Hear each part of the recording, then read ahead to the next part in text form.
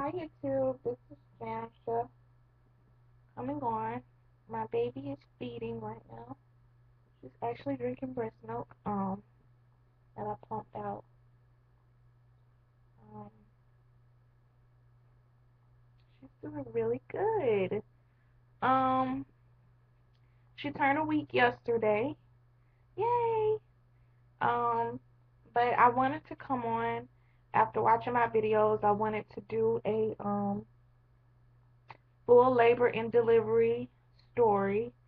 I know I told you guys a little bit of it. Um, but I missed a lot of things that happened.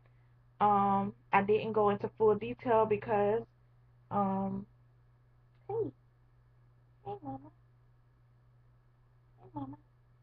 I didn't go into full detail because I was in the hospital and I was hurting, but I was trying to give you guys an update. So, baby girl and I, went through it, labor and delivery. Um, it's crazy because people say you don't remember the pain. You don't remember the exact feeling, but you remember being in pain, which they say is why women have babies over and over again. Because during labor, I'm literally sitting there like, how do women do this over and over and over again, and some without medicine? So, um, you guys know I was walking and exercising and stuff like that at the end of my pregnancy, just to make sure that my joints were loose and I was not how do you say, it's weird to try to say it, um just to have a better labor. I would walk all the time and do things. So um the night I went into labor, Jamal had work. He came home from work, and normally I go out in the backyard. I had stayed over my mom's house for about a week to be closer to the hospital. Normally when he comes home, we would go for a walk, or I would go out in my mom's backyard and do like some jogging or some squats and stuff like that. So he got home, we went outside, and I ended up just sitting in his lap, and we were just talking outside. So I didn't do the squats then, but when we came in the house, I was like, no, I need to get my squats in. So I literally did like 50 squats, and after that, I was just like, whatever. The Olympics was on. My mom, my dad, and my sister had got home. My nephew was here. So I was like, I'm just gonna chill. She's gonna come when she wanna come. And I had already said Jemiah's coming on the 1st of August. I guess that was my mother's intuition because I just felt like this little girl was gonna be here on the 1st of August. So, it got about 10 o'clock, and they were all watching the Olympics, but I just felt like I was going to bed because I already have a hard time sleeping. So I was like, let me go into bed, get a head start from Jamal, because when he gets in the room, I tend not to go to sleep. So, hey, okay, let's burp you.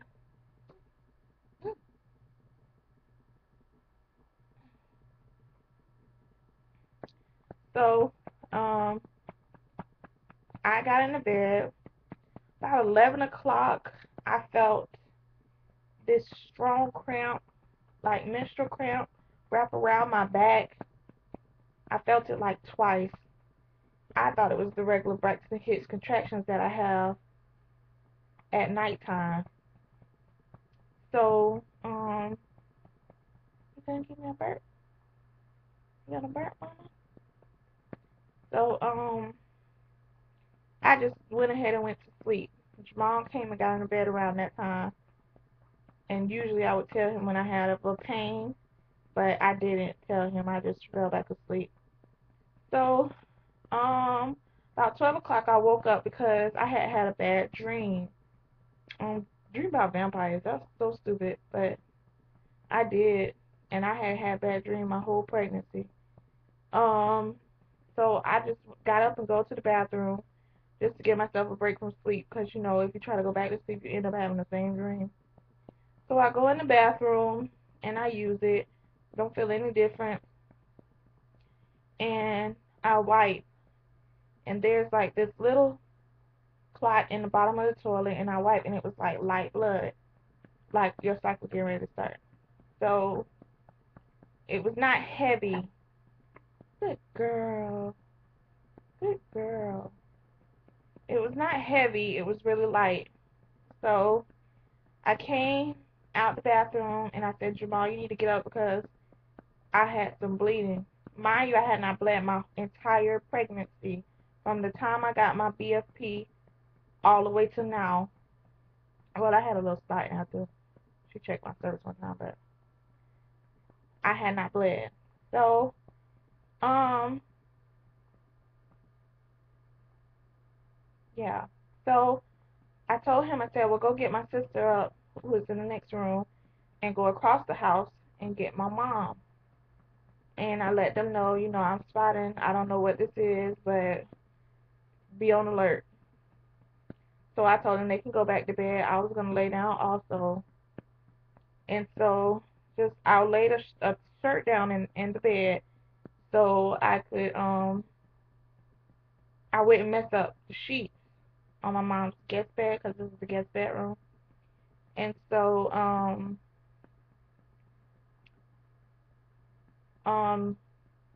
just in case anything, happened, because there was none in my underwear. It was just when I wiped. So I felt no need to put on a pad or anything. And so um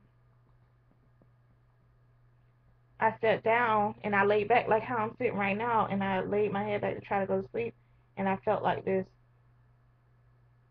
two releases, and I'm like, darn, did the blood get heavy that quick? When I got up, it was like clear fluid, like a puddle of clear fluid. Not say a puddle, I mean it wet the shirt. There was a wet circle, and a line where I was sitting, there was a little blood. So I'm like, did my water just, is that my water breaking? So I'm like confused at this moment because number one, the day before I went to my doctor's appointment, he said my cervix was closed and he would see me next week. I literally came home like boo hoo cried. And um, number two, I thought a breaking of your water would be, more than that. You would feel something. So I said, Jamal, what does this look like to you? He was like, your water break? And I was like, I don't know. I was like, go back. Hey, hey, you trying to be on camera? Huh? You trying to be on camera? Hmm? You trying to be on camera, mama? Yeah, I'm not trying to be on camera, mommy. I'm trying to talk to you. Who are you talking to? So, hey,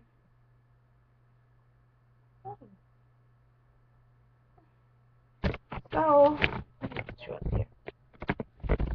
Maybe you can talk better. Is that better? So,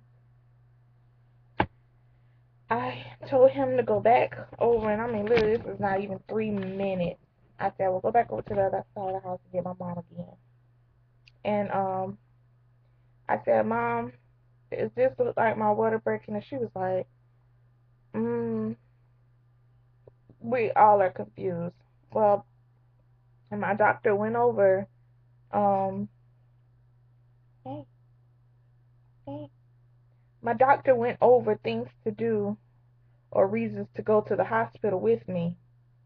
So, water breaking was one, not to stay at home if your water broke, to go straight to the hospital. Well, I did. I wanted to labor. Hey, what's the matter? Huh? Want to be on camera? Say hi, everybody. Look how she's looking. Say hi, everybody. See, I am mama's girl.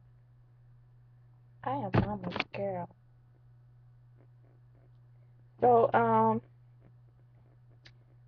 my my doctor told me if my water broke to go to the hospital, and so I went to labor at home as long as I could, and so I was like, well, let me wait it out, see if this water break a little bit more, because this wasn't hardly anything.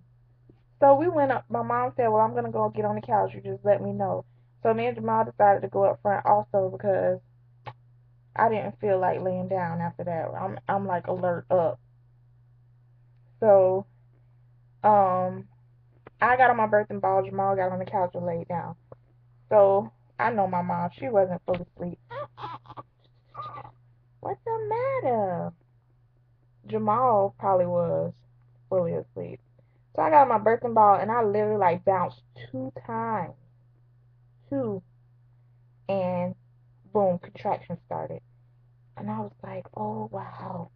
And I was like, I think this is it. I think this is the real deal.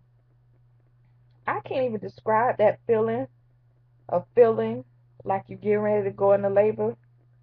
I can't even describe what kind of feeling I felt. I was like scared and like, oh my God, I couldn't believe it. And when do I go to the hospital after having a conversation with my doctor about when to go? You are so unsure about everything when it's your first child. Here, here, here, don't fight, mommy. Here, here, you want this? You want this? No? I want you to stop talking to yourself, mommy.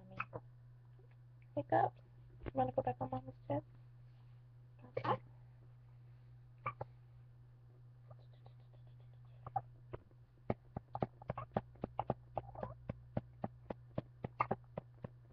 Baby has to go. Okay. I'm sorry, guys. It's hard to... What? I'm trying to tell mom it's not you. What is it? What is it? So, I said, Jamal, you gotta get up. Let me lay down real quick. Just to see if they would, I'm moving around to make sure these are the real thing, because they said if you move around and they stop, these are not contractions. So I said, okay, well, let me get off the birthing ball. Let me lay on the couch. I laid down. They went from a 2 to about a 4. So I said, okay, let's go. Because my water did break, and I know women say if your water breaks, those contractions come because your baby doesn't have anything blocking them. But if the contractions start and the water hasn't been broken, then it's a little bit, you got a little bit of time. So we drive the 20-minute drive to the hospital, and I get out the car. Now, all the while, the contractions are getting stronger, and I get to the door of the hospital, and Jamal walks ahead of us to go get a wheelchair because we know labor and delivery is always upstairs. And I said, it feels like I need to pee on myself, but I'm like, really can't hold it. And so my mom was like, ain't nothing you can do, let it go. And so I'm like, I'm not gonna pee on myself out on this concrete. This is a nice hospital, and I mean, it was really nice. And I'm like, God, so, and automatically it just started coming out. And I was like, oh my God, I'm peeing on myself. So I look down, and it's like clear, and it's still going, and still going, and still going, and still going. So my mom starts laughing, and I'm like, why is this funny to you? And so she was like, wow, because literally they broke my sister's water. So this is an experience for all of us. So, um, so Jamal brings the wheelchair, and he's looking at the water. My mom is taking pictures. I swear, I need to upload these pictures so you guys can see everything I'm telling you is the truth. So, they wheeled me up to labor and delivery. Of course, the first thing they do is put you in triage, and she wanted to check to see if the stick returned positive with my water breaking. Please tell me why she is wiping my top of my pubic hair. I'm like, I'm a thick girl, okay? My thighs are close together. So if any water would break, it would go straight down the middle. Only skinny women water break and come out all the way, all over their pubes and all of that. So I'm like, okay, I wanted to take the stick and literally like rub it in the for her since I'm standing up and she's doing it. The stick is negative. Let's put you on the monitor the baby and monitor your contractions. So I'm like, okay, let's do that. So if they see these contractions, at least, okay, Mama's sorry. Mama's sorry that baby upset. So if they see these contractions, at least I could be admitted. So I said, well, can I lay on my side because that's most comfortable for me? Sure, go ahead and lay on your side. Um, that'll be fine. Whatever you need to do that's comfortable. So I literally lay on my side, and she's like monitoring, and I'm looking at the contraction screen like, this monitor must not be on right because these ain't even amounting to the contractions I'm having. So she comes back an hour later. Well, let's let you walk a minute. Would you like to walk? Sure, I'll walk. If that'll help with stuff to go along, since I'm already in the hospital. So she gets me up. I literally take 10 steps and I cannot walk anymore. I'm like, oh my God, I start to tear up. That's how the pain had got that it brings tears to your eyes. So at this moment, it's still not unbearable. I'm breathing through these contractions, but I'm like tearing up, and you can't help but to tear up because that crap is hurting. So she said, "Well, go lay down. You don't have to walk if you don't want to. It's uncomfortable for you." She sees this pain in my face. I go back and sit down. I told you, Mom, I said, tell her to come back in and put the monitor back on because the contractions have got stronger.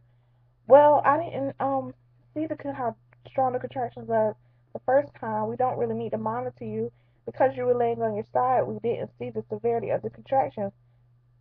What? Okay, if I would have known that, I would have laid on my back. I expect for you as a nurse to let me know that. So then another nurse comes in. We called your doctor, and the stick is not turning positive. Baby seems everything is okay with baby, so what we're gonna do is just give you a shot of morphine and some nausea medicine mixed together and send you back home. So I'm like, I know I'm not crazy, first of all, and second of all, I don't want a shot of morphine and I'm pregnant. I never heard of that. Before I could even say no, I swear I was laying on my side. She stuck me in the butt, and I like hit the side of the table, the monitoring table. Pissed because that crap hurt so freaking bad. She was like, "Oh, I think she was gonna cuss." You right, I was gonna cuss. I'm having contractions. You sticking this long. Mom was like, the needle was seriously long. Now I saw the tube that it was in, and it was a huge tube. So immediately, I mean immediately, I have not even gotten off the bed. I feel drowsy. Mind you, I messed up my underwear outside when my water broke. So my mom, I literally don't even remember going down the elevator, getting in the car, and coming back home. But I remember waking up in the bed. Contractions were even more stronger than they were, and I'm talking about a strong where I'm like done. So I'm like sleepy and having contractions at the same time, and um I'm like, okay, I need to get up and get to the hospital because if I don't, I'm gonna have this baby right here. That's how strong the contractions are. I'm saying this in my sleep because I have this morphine. I literally could not walk straight. I rolled myself out of bed, went up front, and I screamed and I said, "Mom, I cannot do this. I need to go right now because I cannot do this, or I'm gonna have this baby on the floor." And now I'm bawling. But I'm gonna do a part two. because this is already 20 minutes. I swear part two won't be this long.